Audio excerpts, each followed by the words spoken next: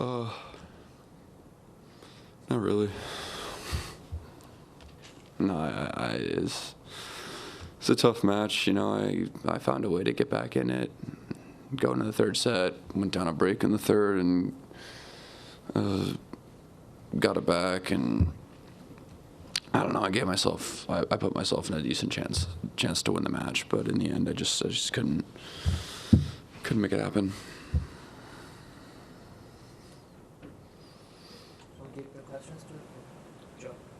Taylor, what do you think Yannick did really well in the third set that allowed him to kind of snap it open at the end? I think the wind played a really big part in how the match was decided. I'm not sure what it feels like for people watching, but on the court it was making a big difference. And I think that he played the side when he had the wind at his back. When he was with the wind, I thought he played that side a lot better than I did. He was able to have a lot better controlled aggression on that side. I feel like on that side it was much easier to dictate play and attack, but it's also much easier to miss balls on that side because the wind's blowing the ball with you. It's easy to miss it long. It's easy to make more mistakes on that side. And so on that side, I felt like I was a little bit too passive. I felt like if I kind of took a cut,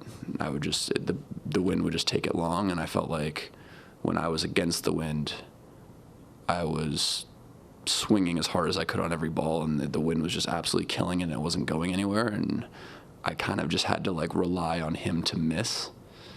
And I thought when I was against the wind doing that and I couldn't really hurt him, he was doing a really good job on the side with the wind of just attacking me and not giving me free points. And I'd say the two games that I got broken in the third, I didn't really feel like I could do much in the points. I had to just kind of hope that he'd get a miss just because of how strong the wind was in my face.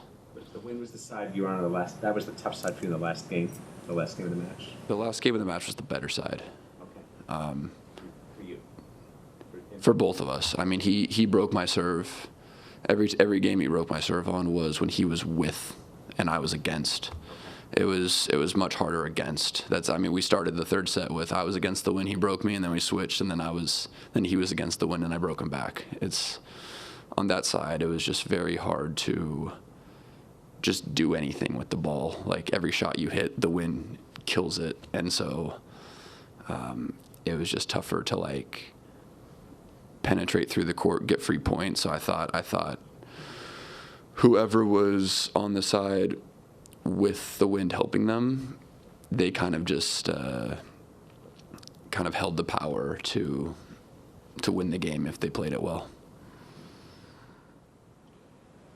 You started the match with the court in the sun, and then it got to shade. Did it play a part? Did it make any difference? To be honest, I'm usually the first to complain about shadows on the court. I absolutely hate it, but I didn't think it really made a difference. I barely even noticed it today.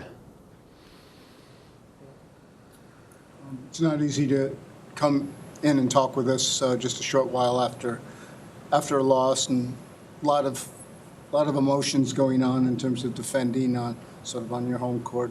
Can you just talk about your feelings right now and your feelings when you knew it would be your loss? I mean, it is what it is. Obviously, I wanted to keep going. I obviously wanted to defend, but I just wanted to keep taking it one match at a time. And I felt like I put myself in a decent position to be able to win the match today. And like I said, he was the better player, and he played a lot of the situations in the match better than I did, and he deserves to win. So it's not. I don't know. I guess it's a little bit easier to take a loss when you feel like the other person did play well and did deserve it. I feel like I didn't perform bad, but quarterfinals, whatever, it's a decent result. I hate losing in quarterfinals and semifinals probably more than I hate losing in like the first and second round of tournaments. But it happens. Just got to move on, and back to keep it going in Miami, because what really matters is the race and how I'm going to finish this year. Yeah, how far has Yannick come since the last time you faced him? I mean, I think both of us has come improved quite a bit, but the general parts of our game are the same. I've practiced with Jannik quite a bit, so it's not like this is the first time that I'm seeing his game since we played 2 years ago. But I've known his serve has improved a lot, and as far as his ground strokes go, they've always been really good. So I can't say I see much of a change there. I think that's the only thing that he ever really needed to improve from when we played 2 years ago was the serve, and it seems to be a lot better. And like I said, I've known that. We've practiced quite a bit, and ATP, we did like a thing. They asked us who I thought was going to have a good year this year, and I said Jannik, because he still finished wherever he finished last year. I want to say it's like 12 or 14. He still finished where he finished, and he pulled out of so many tournaments where he was like already like deep in, and just felt like when he was healthy and playing, he's had great results. So he's a really good player. Talking of the race and the rankings, Taylor, you might actually stay in the top 10 in the rankings, even though you lost some of last year's points. Do you feel now that you are an established top 10 player and somebody who can collect results on most surfaces all year round? Well, I mean, we'll see how I handle the clay court season this year. I think last year I didn't really get a chance to see. I felt like I started strong. I went quarterfinals Monte Carlo, and then I had a stress fracture in my foot, and I was out the whole clay court season, so it was tough to tell. I think hopefully using a decent seeding at tournaments, getting slightly better draws, I can produce some good clay court results. I do think that my consistent level is that of a top 10 player, but there's also so many guys, there's 15 players that I also think should be in the top 10. So it's a fight between a lot of us for the spots, but it's not a bad sign if I drop my points here and I'm still in the top 10. It means I must have been doing something right the rest of the year, so hopefully I can kind of keep it going. You touched on the aspect of emotions of losing this match. The fact that you're defending champion, does it actually hurt a little bit more? Will it sit with you a little bit more than maybe any other loss?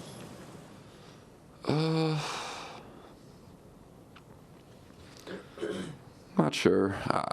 Honestly, probably not, because I wasn't putting those kind of expectations on myself to start the week that I had to defend my title or anything like that. And I think that would have been unhealthy. I probably would have lost my first match if I was thinking like that.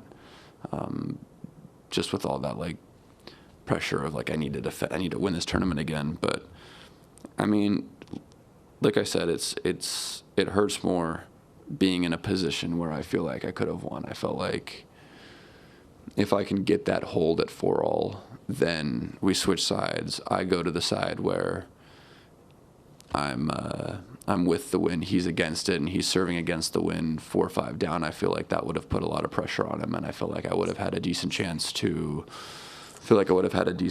maybe to break that game. So I do feel like if I could have gotten that hold at 4-all, it potentially could have been different, but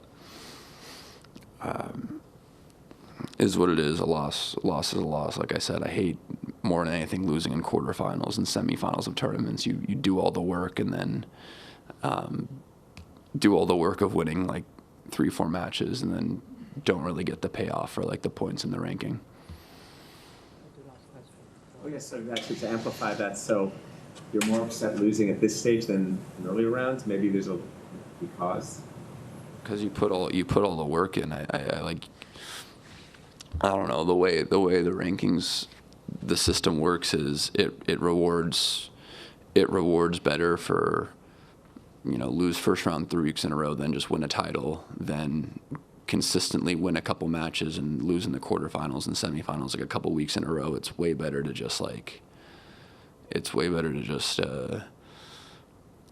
just go big and like win the tournament. So I feel like when I put the work in to win 3 matches, fight through a couple matches and get myself to the quarters and semis, it's really frustrating to not go all the way. And that's one thing that I've done really well the last